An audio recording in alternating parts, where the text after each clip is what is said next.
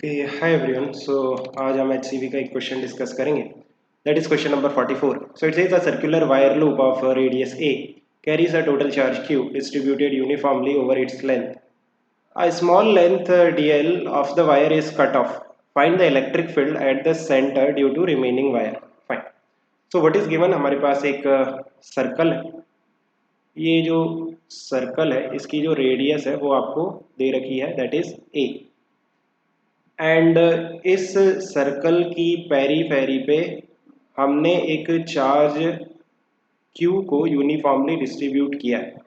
तो जो Q charge है उसे आप अगर यूनिफॉर्मली डिस्ट्रीब्यूट करोगे देन जो लीनियर चार्ज डेंसिटी होगी लैम्डा वो कांस्टेंट होगी, जिसकी वैल्यू होगी चार्ज डिवाइडेड बाय लेंथ। और जो लेंथ है इस वायर की, दैट इज जो पेरीमीटर है इस सर्कल का, that is 2 pi a।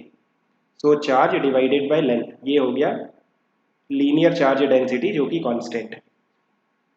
Now electric field की जो वैल्यू होगी सेंटर पे, इस सर्कल के सेंटर पे जो इलेक्ट्रिक फील्ड की वैल्यू होगी वो जीरो होगी। अगर आपके पास एक सर्कल है जिसकी पेरीफेरी पे जो चार्ज है वो यूनिफॉर्मली डिस्ट्रीब्यूटेड है, देन सेंटर पे इलेक्ट्रिक फील्ड की वैल्यू जीरो आती है, ये आपको पता होना चाहिए।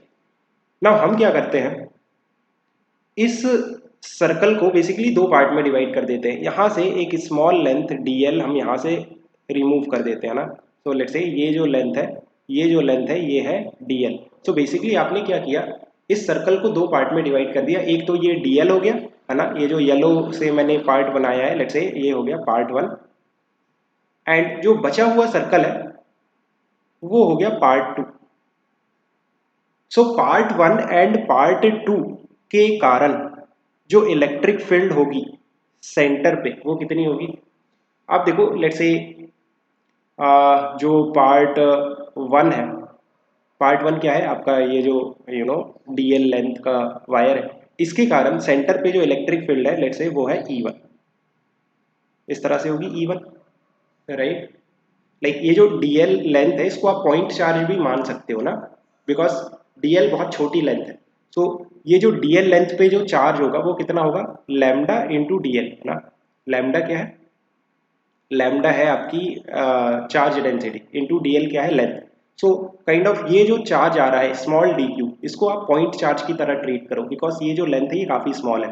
सो ये आपका एक पॉइंट चार्ज है जिसका मैग्नीट्यूड है लैम्डा इंटू डीएल। सो इसके कारण सेंटर पे जो इलेक्ट्रिक फील्ड आ रही है वो E1 है, और E1 की वैल्यू होगी K इंटू क्यू, जो चार्ज है वो है lambda into DL divided by जो डिस्टेंस है वो कितना है a, सो a का स्क्वायर। सो ये जो इलेक्ट्रिक फील्ड है ये किसके कारण है, ये जो dl है ना उसके कारण इलेक्ट्रिक फील्ड है सेंटर पे। सो पार्ट 1 के कारण सेंटर पे इलेक्ट्रिक फील्ड है E1। नाउ पार्ट 2 के कारण सेंटर पे जो इलेक्ट्रिक फील्ड होगी वो होगी E2, और उसका डायरेक्शन होगा opposite to E1। Let's say E2 क्या है, जो इलेक्ट्रिक फील्ड आएगी बिकॉज ऑफ जो सेकेंड वाला बचा हुआ सर्कल है ना पार्ट 2, उसके कारण जो सेंटर पे इलेक्ट्रिक फील्ड आएगी वो आएगी E2।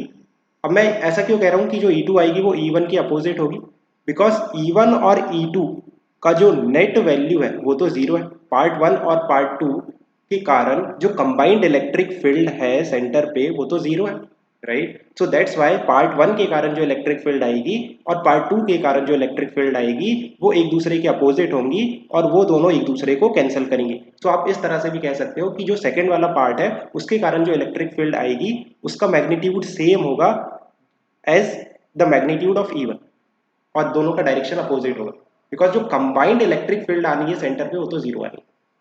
सो हमें वो पूछ रहा है कि E2 कितना है। अब मुझे E2 पूछ रहा है तो मैं E1 निकाल लेता हूँ, E1 तो मैंने ऑलरेडी निकाल लिया, राइट। मैग्नीट्यूड दोनों का सेम है, बस डायरेक्शन अपोजिट है, राइट।